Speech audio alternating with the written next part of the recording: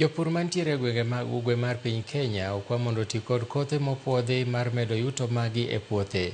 Koloso Machakos e kinde puonjo jopur motelo ne kinde mag pidho cham, Direkta mar kambi mar Bayan East Africa John Kanyingi oyango ni chal mar kor lwasi ma osebedo kalokore kinde ka kinde e gwenge ma Ukambani koro biro chuno jopur mondo oti kod kothe mopuodhi. Omedo ni kothe ma bandia osebedo ka kelo lal ne jopur ahinya to e kinde ni ma nitiere pek mar ngima, kendo ka gitudore kod duol mar KEFIS gibiro neno ni kothe ma bandia owit oko ma ok yudre e chirni.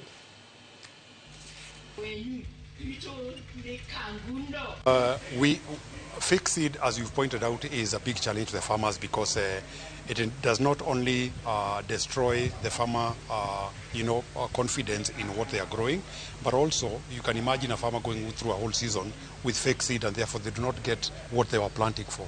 Means it's an economic challenge. It's also heartbreaking to find the smallholder farmers who rely on this maize seed for their food.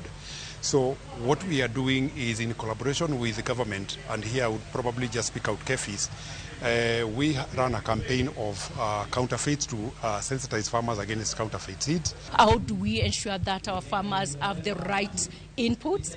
Then secondly, of course, getting the right input is one thing, but also ensure working with our distributors, our retailers across the country to ensure that, in as much as the seed is available, but it's also accessible to farmers in the right quality.